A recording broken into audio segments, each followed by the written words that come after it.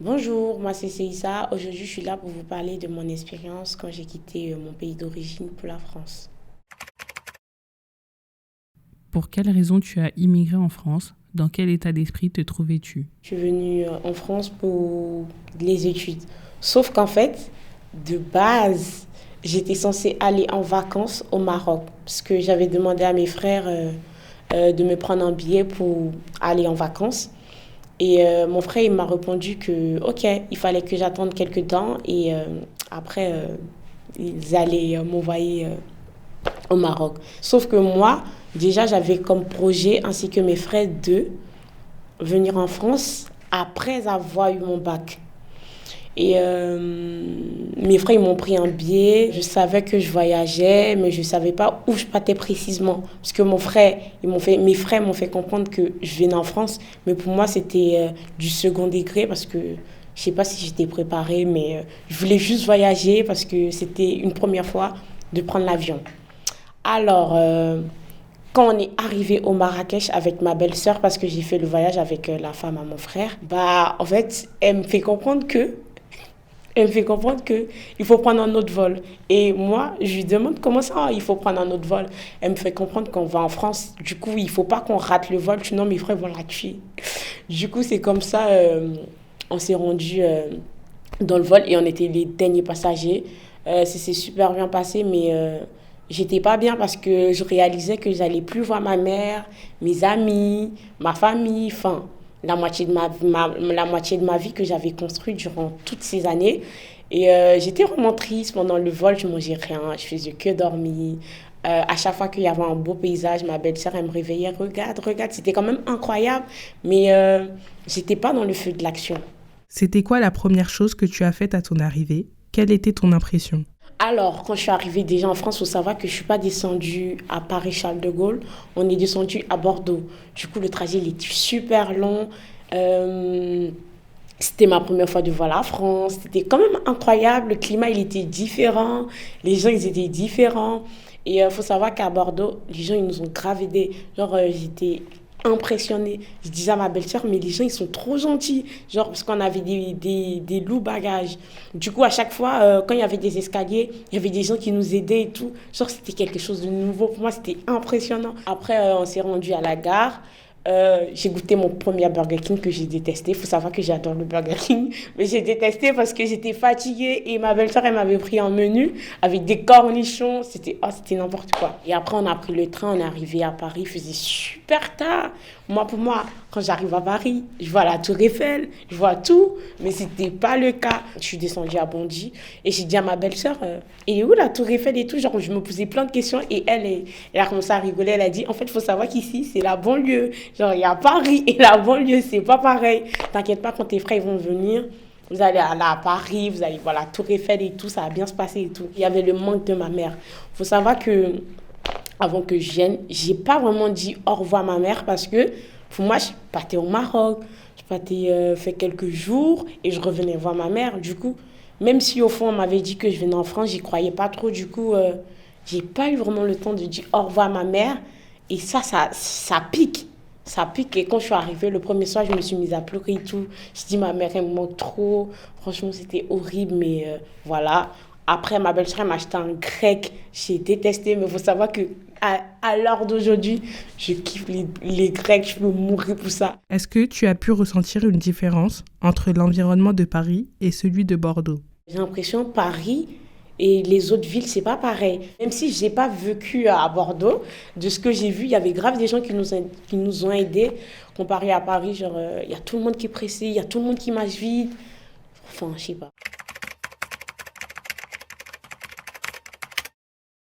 Une chose que tu appréhendais à ta venue en France et une chose que tu n'appréhendais pas. De l'intégration.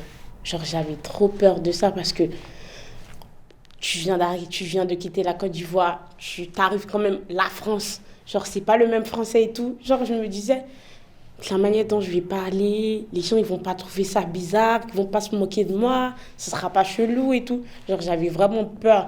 Mais quand j'étais avec les personnes avec qui j'étais trop à l'aise. Genre, je parlais normalement, j'étais trop bien.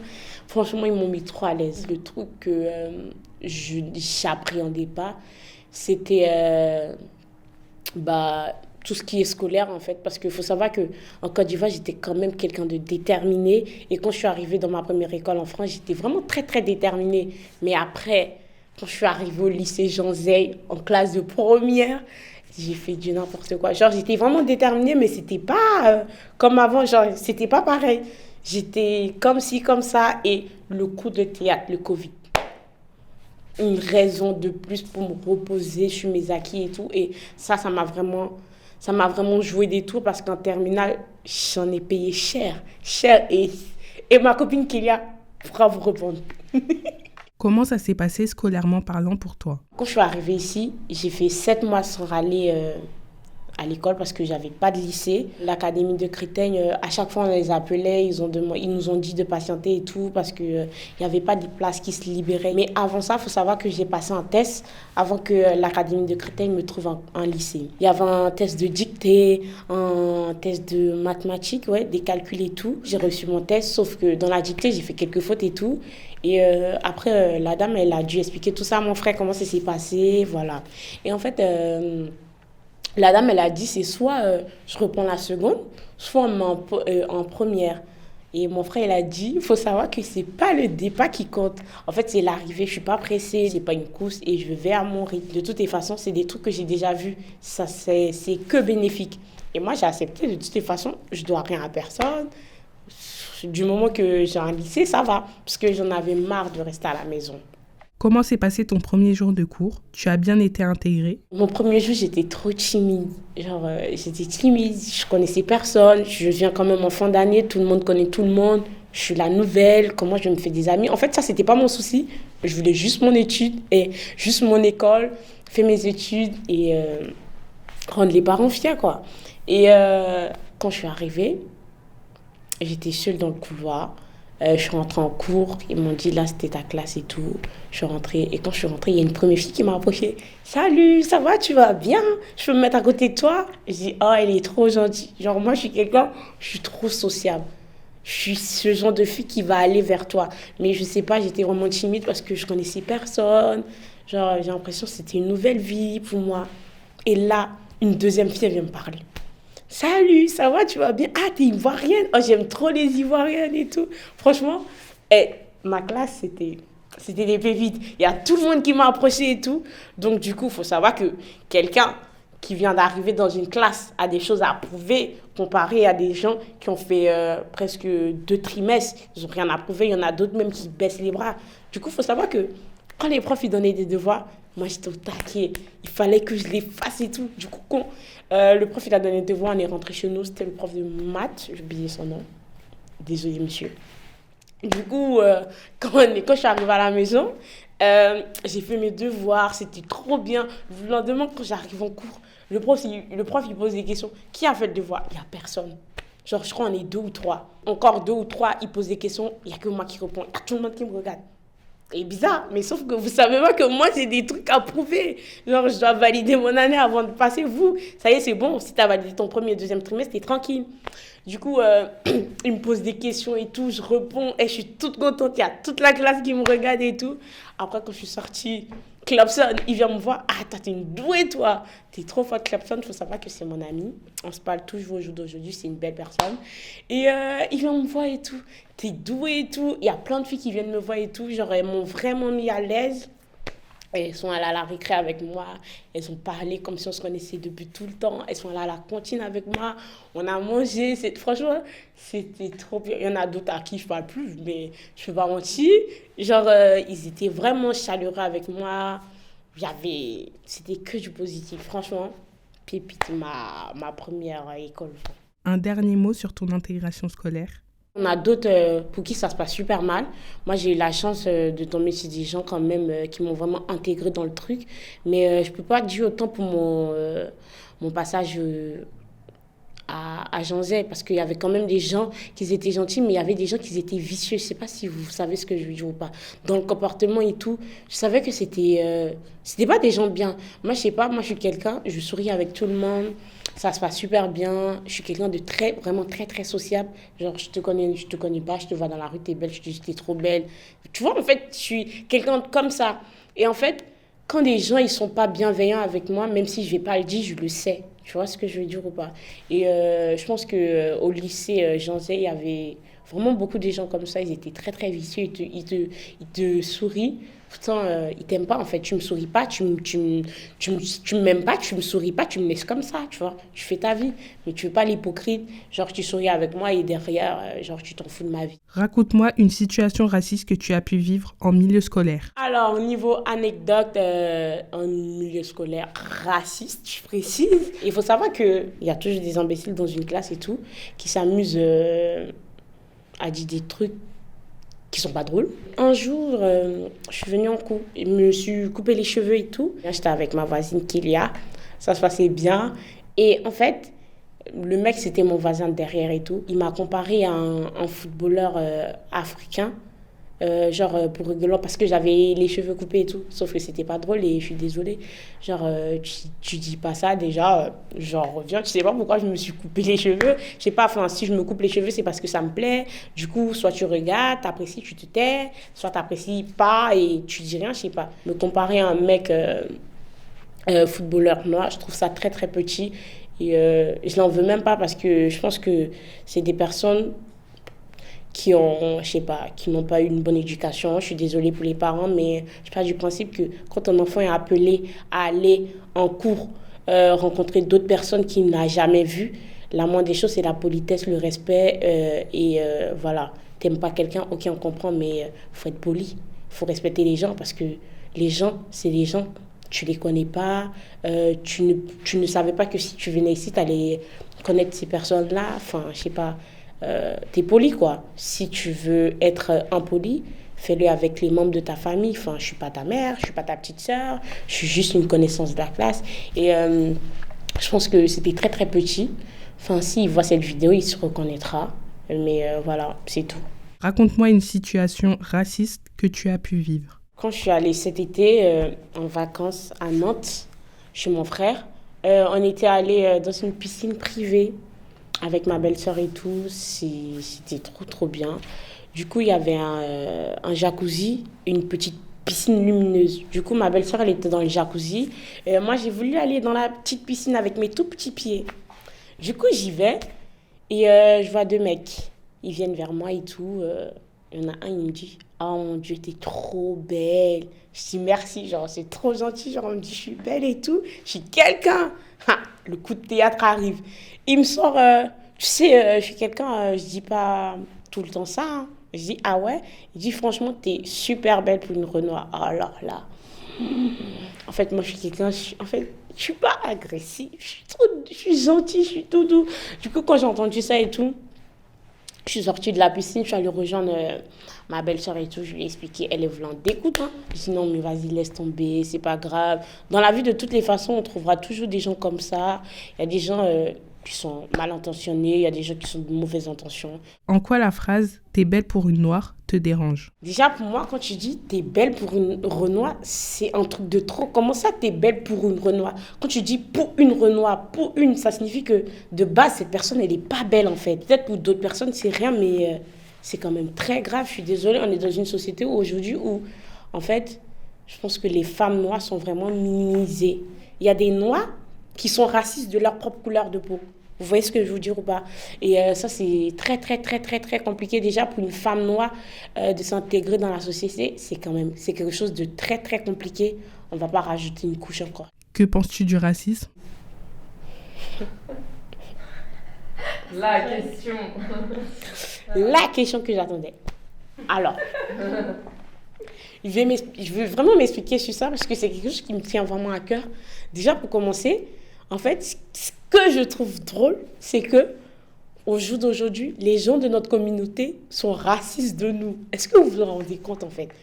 En fait, j'en rigole, mais c'est des rires de nerfs, en fait. Parce que, comme je l'avais dit précédemment, c'est vraiment compliqué aujourd'hui pour une personne noire de s'intégrer dans la société. Genre, vraiment, je ne sais pas si...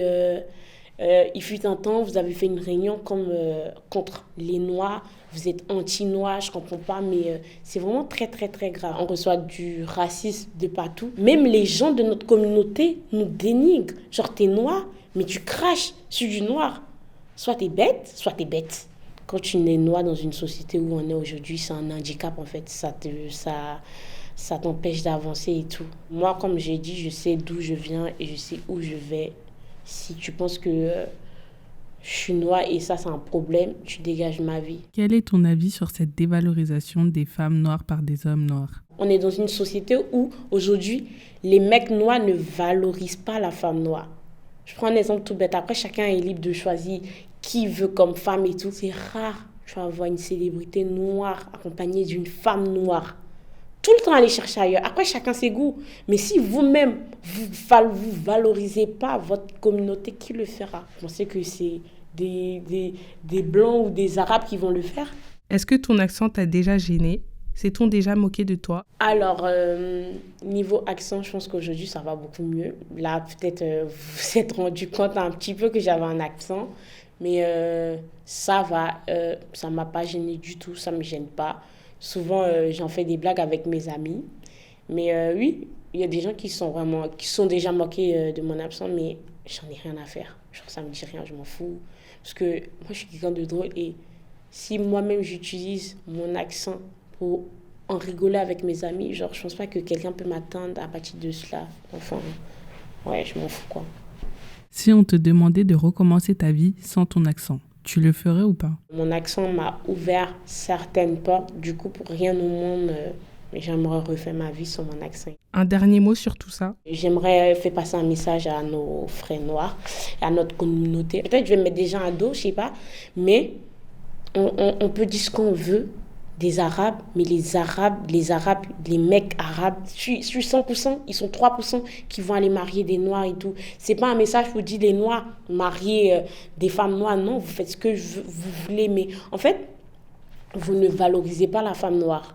On a beau dire les Arabes sont ci, les Arabes sont ça, mais c'est pas des lèche-bottes. Ils valorisent les gens de leur communauté. Tu vas pas voir un Arabe, il va venir te dire « Ouais, mais moi, mon rêve, c'est de me marier avec une femme noire. » Jamais. Mais tu verras toujours des mecs noirs dire « Oh, mais je rêve trop de me marier avec une Arabe. » Vous êtes libre de faire ce que vous voulez, mais arrêtez de nous descendre, en fait. Que penses-tu des gens qui se moquent des migrants? Alors, déjà par rapport à ça, moi, je pense que, en fait, il y a des enfants d'immigrants qui se perdent, en fait.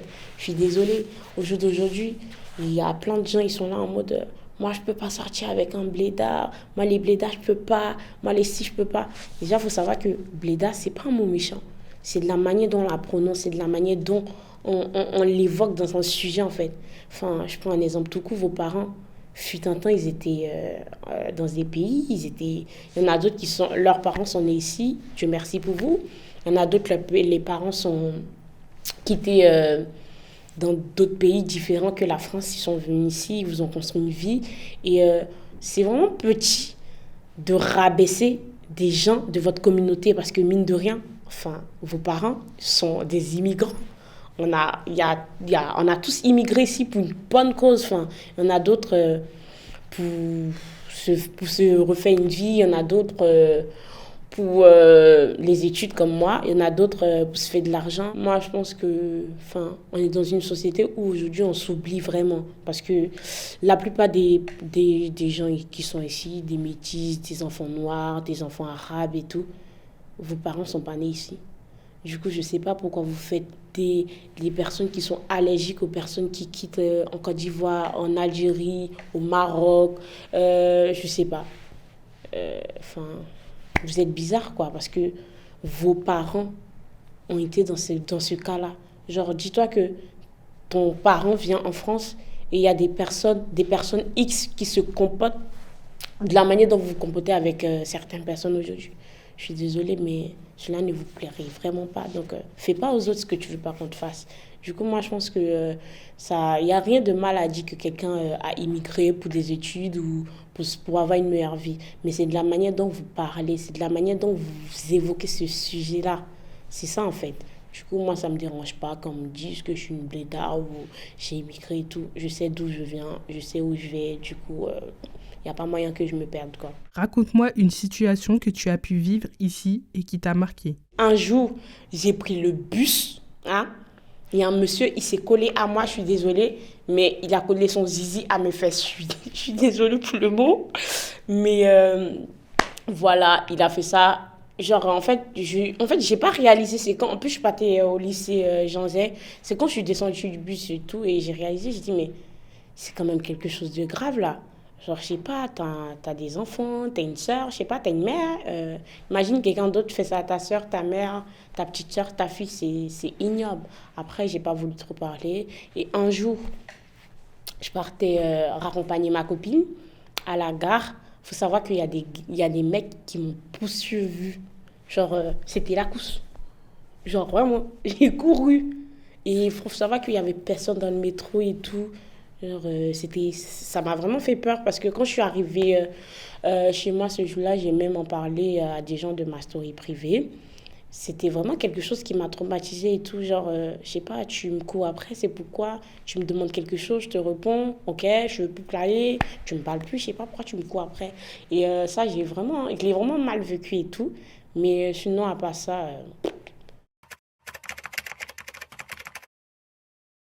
Comment décrirais-tu ta vie en Côte d'Ivoire? alors, ma vie dans mon pays d'origine, mouvementée, euh, spéciale, incroyable, fusionnelle. euh, Franchement, il n'y a que du positif. Comment décrirais-tu ta vie en France? En Côte d'Ivoire, j'étais vraiment... j'étais dans le personnage d'un bébé parce que faut savoir que moi, en Côte d'Ivoire, j'avais tout ce que je voulais. Genre, déjà, il faut savoir que je suis la dernière de la famille. Et chez nous, la dernière de la famille, c'est quelqu'un qui est trop chouchouté. Et moi, je remercie Dieu, mes parents ils m'ont donné une éducation incroyable. On manquait de rien, on était tout le temps bien. Mais je pense que quand je suis arrivée en France, j'ai grandi avant mon âge. Genre, je suis devenue mature. Ce que je faisais pas en Côte d'Ivoire, je l'ai fait en France parce qu'il le fallait. Il fallait avoir un mental de fou pour vivre certains trucs et tout, comme je l'ai dit, tout se dit pas. Mais voilà, je pense que si je devais décrire ma vie en France, je dirais mature, responsable, méfiante et heureuse. C'est tout. Quelle différence as-tu pu remarquer sur la manière de vivre en France et en Côte d'Ivoire? Là-bas, il n'y a pas de prise de tête et tout. Genre, tu dois pas faire attention à ce que tu dis, tu t'en fous et tout. Genre, tu vis ta vie. Les gens, ils s'en foutent clairement. En France, ici, il faut faire attention à tout ce que tu dis. Genre, vraiment, tout ce que tu dis, on est dans une société où tout le monde peut juger tout le monde. Même si tu fais pire, il suffit d'avoir un téléphone, quelqu'un expose sa vie, et voilà. Tu te sens plus influencé par la France ou par la Côte d'Ivoire? Alors, influencer, une influence, c'est avoir de l'impact sur quelqu'un ou quelqu'un vous fait de l'effet. Je pense que je suis plus influencée par mon pays d'origine parce que je suis désolée, je vis en France, mais j'ai la mentalité des gens de la Côte d'Ivoire et tout. Au passage, allez visiter la Côte d'Ivoire, elle est incroyable ce pays. J'ai pu entendre que parfois, on vous mentait sur la France, on vous faisait rêver. Qu'est-ce que tu en penses? Bah, enfin, je pense pas qu'on nous ment, mais je pense qu'on a cette vision de la France. En fait, on idéalise le pays parce que la plupart des personnes qui vivent ici ont quand même une vie stable, même si, genre, il y en a d'autres, c'est des femmes, c'est pas un sous-métier, il y a des femmes de ménage et tout, il y a des gens qui nettoient des maisons, des écoles et tout. Ces personnes-là, quand ils vont dans leur pays d'origine, c'est des personnes qui ont de l'argent. Ça signifie qu'ici, l'euro, il est super lourd. Donc, du coup, enfin, on a cette idée de l'Europe parfait, génial et tout. Mais moi, comme je vous ai dit, quand je suis arrivée, tout, je dis, mais c'est ça la France. Même si la France, elle est belle, hein. Mais c'était pas comme ça que j'imaginais la France dans mon pays et tout. Mais je pars du principe que l'Afrique est riche, l'Afrique est belle. Et il y a des gens qui vivent mieux que des personnes qui sont en France, hein. Donc, on a trop idéalisé la France. Quel conseil tu peux donner pour les personnes qui aimeraient venir vivre en France? Alors, pour des personnes qui voudraient venir en France, si j'ai un conseil à vous dire, la vie de votre pays d'origine et la France, c'est pas pareil du tout. Déjà, quand vous venez en France, déjà quand vous n'avez pas quelqu'un, ça c'est un gros handicap. Genre, vous partez avec 2 buts de moins. Vous voyez ce que je veux dire ou pas? C'est vraiment très, très, très, très compliqué. Mais comme je le dis tout le temps, lorsqu'on veut, on peut. Et lorsqu'on peut, on accomplit des trucs incroyables et tout. Donc du coup, si vous venez en France pour des études ou pour avoir une vie meilleure, du moment qu'il y a de la détermination, c'est déjà bien. Moi, je peux que vous souhaiter du meilleur. Mais c'est pas une chose qui est facile. Déjà, moi, je suis venue ici, j'avais des parents ici. Mais c'était très, très, très compliqué pour moi. Niveau scolaire, niveau amis et tout, niveau société, c'était très, très compliqué. Mais voilà, je vous souhaite bonne chance et vous verrez de vous-même quand vous serez ici. Tu préfères la Côte d'Ivoire ou la France? Bah clairement, je préfère la Côte d'Ivoire même si je suis en France. D'autres diront que je suis ingrate, mais je suis pas ingrate, c'est la vérité et vous le savez. Cela fait maintenant quelques années que tu es en France. Comment tu le vis aujourd'hui et comment tu as su gérer le manque de ta famille? C'est toujours pas facile, surtout d'une personne qui a quitté sa mère vraiment très très jeune. Mais encore une fois, merci au réseau. On a moyen de communiquer, même si ça ne compense pas vraiment ce manque-là.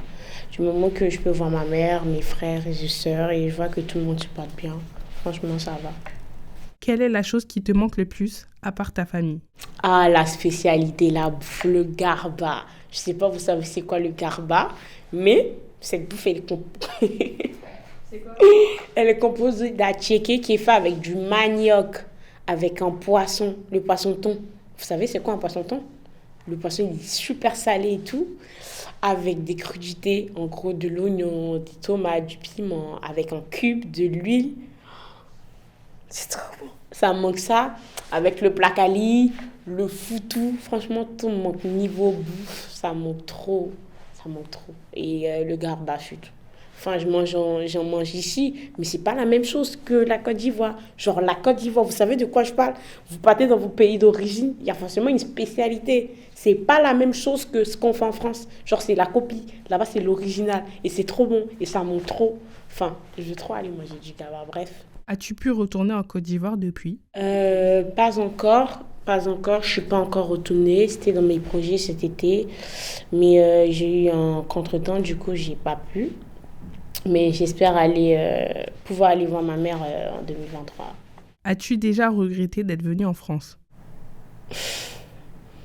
Une fois, parce que c'était vraiment très, très, très compliqué et tout.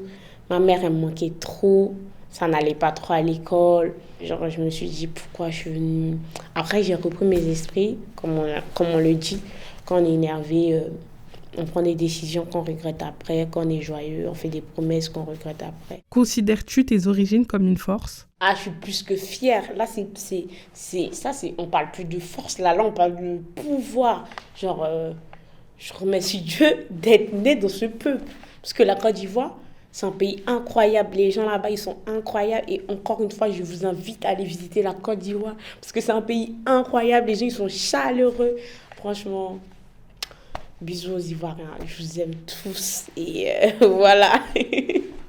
Parle-nous des personnes qui ont été gentilles avec toi, dont tu te souviendras toujours. Franchement, des personnes qui ont été gentilles avec moi, il y en a trop. Genre, franchement, je sais pas si c'était ma chance ou... Parce que je sais qu'il y en a d'autres amis qui m'expliquent leur vie en France et tout. Genre, c'est pas... je pense que moi, j'ai eu des problèmes, mais j'ai eu beaucoup de chance. Genre, je sais pas si ma bonne humeur a attiré plein de gens qui m'aimaient trop, mais j'ai rencontré des gens formidables. Alors, pour commencer... Dans mon lycée de Blaise Pascal, j'ai rencontré une meuf qui s'appelait Aïssata. Aujourd'hui, c'est ma copine de ouf. Elle est trop gentille. Genre, c'est ma petite sœur, mais je l'adore trop. Elle était trop, trop bienveillante avec moi. C'est pas quelqu'un avec qui je parle tout le temps, mais c'est quelqu'un qui est vraiment là pour moi. Et Klopson, comme je vous avais dit, celui qui m'a dit « Oh, mais t'es un génie !» Bah, lui aussi, je lui parle tout le temps, même si on se parle pas tout le temps. Genre, on se sait. Enfin... C'est quelqu'un que j'apprécie beaucoup.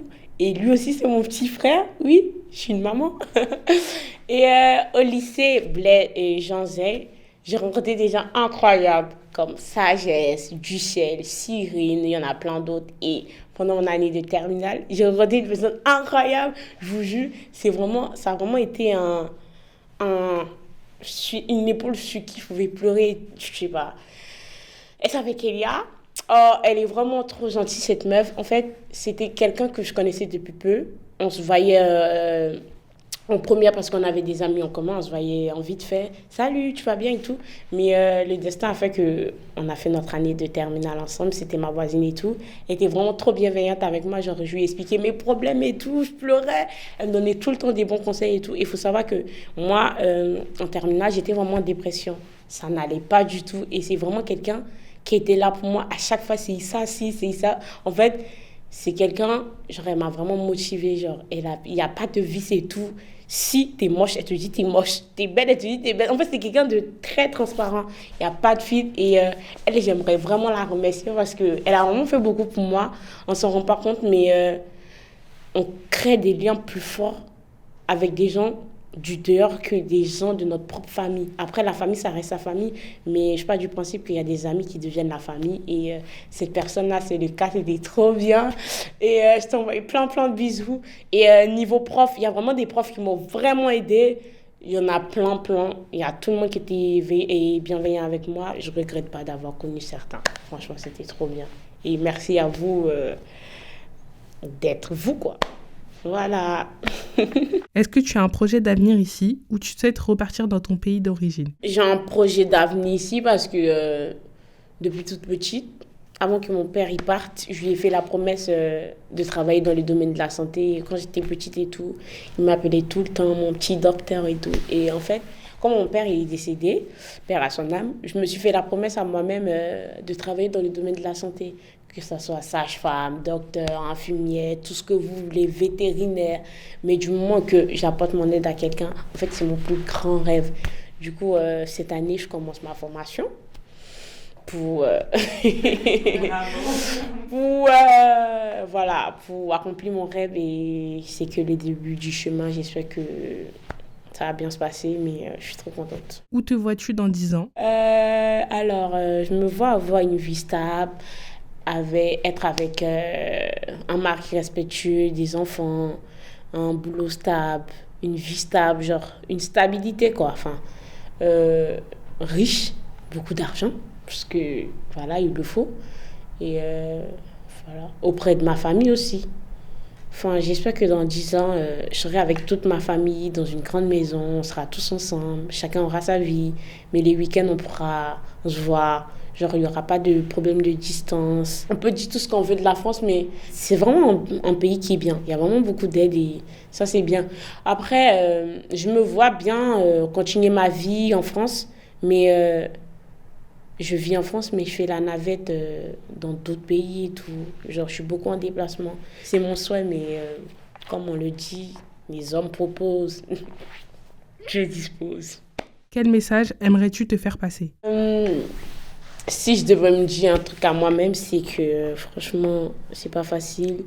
On y est presque, on est sur la bonne voie. Même s'il y a eu plein de trucs, t'es une personne forte, t'es une personne incroyable, t'es une personne joviale, t'es une personne intéressante. Genre, t'es quelqu'un qui dégage du positif et sois fier de toi. Et je remercie mes parents parce que c'est grâce à eux j'ai eu cette éducation incroyable. Genre, je remercie ma mère pour toutes les personnes, les toutes incroyables qu'elle a pu faire pour moi ainsi que mes frères. Parce que une maman qui perd son pilier, son homme, c'est toujours pas facile et tout. Moi, il faut savoir que j'ai grandi dans un milieu qui n'était pas tout, qui était pas vraiment je sais pas comment dire, qui était pas bien. Quand je dis bien, en mode il suffit que tu aies une mauvaise fréquentation et tu dérailles. Mais malgré ça, genre mes parents ils ont su me donner une éducation incroyable. Moi, je suis désolée, moi ma mère a m'éduqué, je sors de chez moi, de la manière dont je vais me comporter avec les gens, genre ces personnes-là ils seront fiers de l'éducation que mes parents ils m'ont donnée parce que quand on éduque un enfant, c'est parce que cet enfant-là est appelé à être dans un endroit demain sans ses parents, enfin, ou à l'école, enfin, n'importe où, à l'aventure. Mais voilà, merci maman pour tout ce que tu as fait pour moi et mes frères. Merci pour tout. Merci pour l'éducation incroyable que tu m'as donnée. Merci pour la personne incroyable que je suis devenue. Je suis devenue. Franchement, merci pour tout. Je ne cesserai jamais de te dire merci, car tu as vraiment apporté beaucoup à ma vie. Et merci pour l'éducation parce que je suis venue en France et j'ai vu à quel point l'éducation est très, très importante parce qu'il y a des gens vraiment, leur éducation, ça en dit long sur eux. Mais merci pour tout, maman, et merci. Est-ce que tu as une phrase qui te pousse à avancer chaque jour? Si oui, laquelle? Une phrase qui me motive vraiment. Je pense que hier ou avant-hier, j'ai eu à parler avec Elia, mon amie. Je lui ai dit une phrase. Il y a toujours pire que soi. Cette phrase-là, je vous jure, elle m'aide tellement à avancer. Parce que, je vous jure, hein, il m'est arrivé des trucs de ouf en France pour une petite de mon âge. Genre, je rigole beaucoup, mais je sais que parmi mes amis, je fais partie des personnes qui est vraiment très mature, même si je ne le montre pas, même si je suis faible, je me confie chez d'autres personnes et tout. Je pense que je suis vraiment très, très mature. Et ce truc qui m'a rendu comme ça, c'est cette phrase-là. Il y a toujours pire que soi. Parce que, je vous jure, on ne s'en rend pas compte, mine de rien. Aujourd'hui, on est là, on a la possibilité de s'acheter les paires qu'on veut, d'aller au restaurant manger, de faire ce qu'on veut. Mais je vous jure, il y a des gens qui n'arrivent même pas à boire de l'eau. Vous voyez ce que je veux dire ou pas? Tu te plains de ta vie. Ah maman, je ne veux pas porter ces paires de basket parce qu'il y a une tache. Mais il y en a d'autres qui n'ont même pas de chaussures à porter. Tu vois ce que je veux dire ou pas? Donc, cette phrase-là, pour moi, c'est tout. Genre, c'est cette phrase qui m'a aidée à aller de l'avant parce que quand il m'arrivait des trucs de ouf, je me disais, te plains pas, il y a des gens qui n'ont même pas en toi. Souvent, vous vous promenez à Paris, vous voyez des gens, ils dorment dehors. Nous, on est chez nous, on a le chauffage, on a le drap, on a froid. Imaginez les gens qui sont dehors. Donc, je pense que du moment que j'ai la possibilité de me réveiller chaque matin, de manger, de parler avec mes amis, j'ai pas de quoi me plaindre. Donc, il y a toujours pire que soi. C'est tout. Cette interview était très, très, très, très bien. Quand je suis arrivée ici, j'avais vraiment peur, je stressais et tout. Je dis en mode, il y aurait des gens que je connais pas, franchement. Mais c'est super bien passé. Je me suis sentie très, très à l'aise. Et à la production qui est derrière, vous êtes vraiment incroyable. Je me suis sentie super bien à l'aise avec vous. C'est pourquoi j'ai pu être moi-même, naturelle. C'est ça, quoi. Enfin, merci pour tout. Et demain ou dans un mois, un an, je sais pas, si vous êtes appelé, en tout cas, je peux vous aider. N'hésitez pas. Et j'espère que je vous ai vraiment aidé. Merci. Merci à toi, Saïssa, de m'avoir accordé cette interview. Merci à tous d'avoir visionné cette vidéo. N'oubliez pas de vous abonner, de liker, de commenter et de partager. À bientôt.